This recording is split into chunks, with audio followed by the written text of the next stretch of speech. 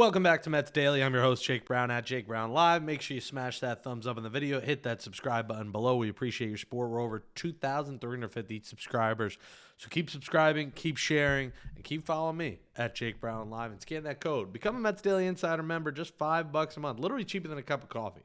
My coffee today was like $5.25, so cheaper than a cup of coffee. And we'll get back to doing giveaways at some point after the playoffs. And congrats to the Blue Jays, tying this series up at 2. We got a series. One more in L.A., and the Blue Jays now will return home guaranteed. So shout out to them and their fans. They'll get at least one more home game, and if it goes 7, they'll get 2 more home games. Joe Ryan, maybe one day he has a lot of Mets home games next season. Remember, the Twins were having a fire sale at the trade deadline. They were a team that clearly was looking to rebuild, that clearly is looking to rebuild, with ownership with a ton of money in debt, reportedly carrying a $500 million in debt, and they traded pretty much the whole team. And Joe Ryan, you got to figure, could be the next man to go. Him, Pablo Lopez, both starting pitchers, are probably going to be in the trade block, and the Red Sox are going to be a team interested, but so are the Mets. You know, we talk about Tariq Skubal, I think it's going to cost a whole lot. Joe Ryan's going to cost you something, a pretty penny in terms of trade, because he has 2 years of control. So you're going to get Joe Ryan for the next 2 seasons for very cheap. And you can argue that Ryan is just getting into form. This is a guy who might get better as he goes on. You know, he just pitched a career-high 171 innings, struck out 194. He's got a good heater. He had a career-high, career-best 3.42 ERA, career-best 30 starts. So this is a guy that might be rounding into form. You know, he'll be 30 years old next June, so he's entering his age 30 season. 2 years of control, Twins trying to sell. I got to imagine they'd be interested in, you know, a Mauricio, Acuna, Vientos, Beatty, one or two of those, and probably a pitcher. Maybe that's Sproat or Tom. So let me know. Would you trade some package of, say, Sproat, Vientos, Jet Williams for Joe Ryan? I think Joe Ryan's more of a number 2 starter, but with 2 years of control for a cheap price, you can argue for him more than Tariq Skubal, because if you could trade for Ryan for cheap, and then Skubal becomes a free agent next year, and you decide, hey, we're going to go balls to the wall and pay Skubal, you're talking about a rotation with Skubal, Joe Ryan, Nolan McLean, et cetera, et cetera. So that's what you're looking for. You're looking to build a playoff rotation that's like the Dodgers, that every day you're throwing out an elite starter. Dodgers throwing out, you know, Ohtani, throwing out Yamamoto, throwing out Glasnow. And you're seeing even the Blue Jays throwing out pretty good names. Shane Bieber, Max Scherzer at the back of his career, Yasevich is rookie. So it is about starting pitching in the end. And the Mets didn't have that this season. And they can get there with Joe Ryan. So I'm on the fence with him. I think he is rounding into form. I think he can be, you know, more of a household name in the coming years. But am I going to trade 2 top 5 prospects and more for him? I'm a little bit indifferent. I don't think he's moves the needle for me in terms of being that playoff kind of starter. We haven't really seen him in the playoffs, so we don't know. But I'm not sure I'm in the position that he moves the needle enough to make that kind of massive trade. Let us know if the Mets should go for Joe. Edwin Diaz moves the needle for me, and I think the Mets need to do all they can to bring Edwin Diaz back. Jim Bowden of The Athletic projects Edwin Diaz to get 4 years, $88 million. Remember, the Mets signed him to a 5-year, $102 million deal originally, but it had opt-outs. He's most likely going to opt out to get a pay raise, as he should.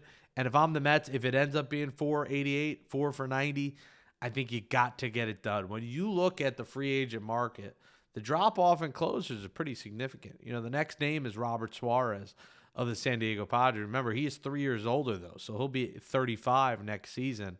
After that, there's essentially no one. Kenley Jansen, you're not going for him at the back end of his career. Ryan Helsley, that turned out to be a disaster here. You can't go for him. No thanks on Jose Alvarado. I think Mets fans already hate him. Emilio Pagan, again, older. He's 34. He'll be 35 next year. After that, there's no one. And even those names are, you know, not good. So there are no closers. You can argue for Robert Suarez maybe.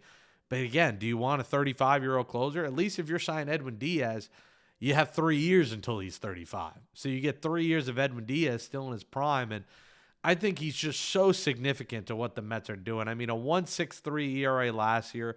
The 2022 season when they made the playoffs, a 1.31 ERA with 118 strikeouts and 62 innings. He is critical for this team. And you can argue maybe he's due for a down year when you look at his numbers. 2020, great, 1.75. 2021, 3.45. 2022, 1.31. 2023, obviously the injury was out. 2024, 3.52. And 2025, 1.63. So you can argue that next year he's not going to be the same, but you can also argue he's going to be just as good. Because remember, 2024, he was coming off that injury. I don't think he was comfortable early on. So you can argue he is rounding fully into form and might have another dominant season coming off this all-star 2025. So I think the drop-off is just too significant when you look at the closers out there. The Mets have got to bring Edwin Diaz back. And I think he wants to be here. I think he's a guy that genuinely wants to be here. That doesn't mean he's going to take a hometown discount. But if two teams, offer similar amounts, I think he'll go to the Mets over any other team because I do enjoy him and his family. Love New York, and I think he likes this franchise. And I think he likes the Trumpets and how the fans have treated him. So I think Edwin Diaz comes back, and I think it'd be a big mistake by David Stearns to let him go. To me, and I've said this over and over, the Mets mess up far more letting Edwin Diaz walk than Pete Alonso. Pete Alonso's Scott Boras. He wants $30 million a year. He wants 5 or 6 plus years. I just think there's other first basemen out there where you can get similar and in some case better, at least defensively, than Pete Alonso. You will not get better than Edwin Diaz. There is nobody. You cannot argue for any pitcher that is better than Edwin Diaz at closer. Nobody. You can argue for Pete Alonso and getting a replacement. You can't argue for Edwin Diaz and getting a replacement. Let us know in the comments. Do you agree, disagree with that? Speaking of the comments, let's respond to your comments from Tuesday's Mets Daily. Appreciate all your support, everybody. Keep on subscribing, keep on sharing, keep on hitting that thumbs up, and keep on commenting. From J Martinez 9332, the king of long comments, J Martinez. I wonder if it's JD Martinez. He is a very, very good ball player, and I know his contract is attractive, but the only negative he has, he strikes out a ton. He's talking about Jarren Duran here, which we talked about on yesterday's show. And we have enough of those guys. Other than that, I really like him. I'd like him better if we had guys that were good but not with much power and made contact. Then a guy like him can help. If they can get him, they would need another back with him that's a high contract type of player. Some of that didn't make sense, Jay Martinez, but I'll respond to this. You're 100% right in the strikeouts, and I'm not sure. I don't think I mentioned that yesterday. Jarren Duran strikes out a ton, and I think the Mets are trying to get players that put the ball in play more. And if they move on from Alonso, a big reason, Alonso would be gone is strikeouts. So Jarren Duran struck out 169 times in 696 at-bats this year, 160 times last year. So part of that is he has a lot of plate appearances. Last year, 735 plate appearances. But you do the math, that's pretty much a strikeout every game for Jarren Duran. So 100% right. That is something to monitor these last 2 years, to have that many strikeouts. It's a ton. But I do think there are things he does well that make him a significant upgrade in center field. But it's not a bad point. From Jake Q1R8Y, getting Tucker a possibility. New hitting coach knows Tucker and Bregman. I think Bregman is more of a possibility. After seeing some of the projections, I don't think the Mets are going to be in the market for Kyle Tucker.